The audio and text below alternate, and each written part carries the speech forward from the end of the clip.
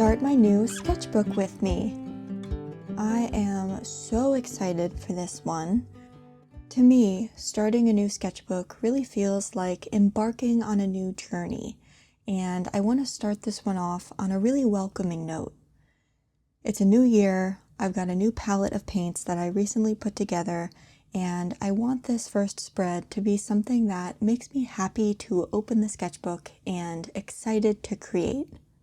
I used to be a chronic first page avoider when it came to sketchbooks because I used to put so much pressure on myself to start it off on a good note. But I've come to realize two things. One, if I mess up on the very first page, that really only means my work can only go up from there. And two, if it's really that bad, I can just put paper on top of it and try again. These two things really helped me let go of a lot of my first page anxiety, and now it's a fun sort of challenge for myself. A couple of months ago, I finished a sketchbook that I was using for a lot of my landscape pieces and my travel journal spreads. I'll link the sketchbook tour for that below if you're interested, but this is going to be my next landscape-focused sketchbook, which is why I'm starting it off with a landscape. This is also an Etchr Perfect Sketchbook, just like my last one, and it's the cold-pressed version. I finished my last sketchbook in the end of fall, but the end of last year was so crazy that I didn't get a chance to start the sketchbook sooner. But I actually don't mind the timing. It feels nice to be heading into a new year with a new sketchbook. And after the end of year rush of family obligations and holiday celebrations and all of the things to check off the list and reset for a new year, it was just really nice to sit down for a long, relaxing sketchbook session. I don't do full spread landscapes in this orientation very often, but I wanted the opening spread to be one long, cohesive piece. It's an interesting challenge, and it took me some time to figure out what scene I wanted to paint for it. The one I settled on is based on a photo that I took on a trip to Yellowstone that has been in my to-be-painted pile for a while, but I never got to. It seemed perfect for this, not only because I wanted a calming scene that I would find inspiring to look at later, but also because one of the first pieces I painted in my last sketchbook was also from this trip, and it was nice to see how much I've grown in my artistic abilities from then until now. This scene is not actually from inside Yellowstone. When I went there, I was staying with some friends at Under Canvas, which is not far from the park and has its own beautiful site, and this is a view from there. We saw some absolutely incredible sunsets while we were there, and there were horses at the campsite, and it was all just so pretty. So, if you saw my Acadia National Park travel spread, I also stayed at the Under Canvas there, so the tent on here might look familiar. But I love this scene as a way to welcome myself into this new sketchbook. If I had a good sunrise photo, I might have gone with that instead because it would have been fitting, but I'll take a good sunset. I'm happy to be finally painting this one. And I pulled out my brush pen for this left side of the spread here so that I could incorporate some lettering into it. I have an actual written travel journal that I keep alongside my travel watercolor spreads, and I have something along these lines written there as well, so I figured I would fit that in here. This is the first painting that I'm making with my updated color palette that I put together for this year, and I really enjoyed getting to play around with the new color choices and getting to know them a bit more. I'm also really loving the glycerin that I added to some of the colors. This is my first time doing that. It was absolutely worth it so far.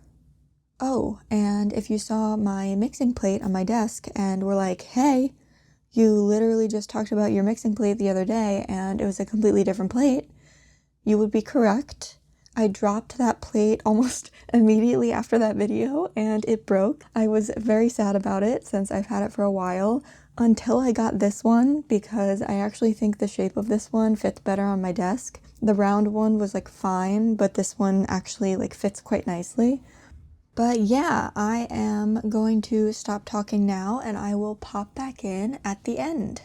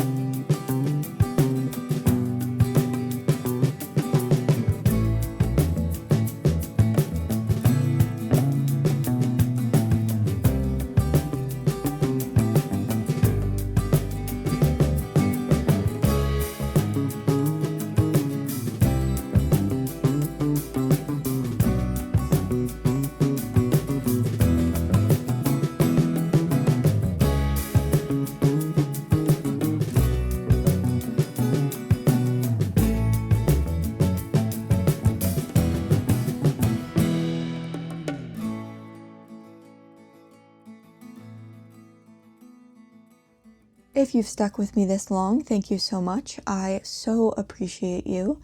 If you enjoyed the video, please leave a like and consider subscribing if you want to see more from me. I will link all the supplies I used in the description below in case you want to check them out, as well as those videos that I mentioned earlier. What do you do when you start a sketchbook? Are you a first page avoider or do you really go for it? Let me know in the comments below. And yeah, thank you so much for watching, and I will see you in the next one.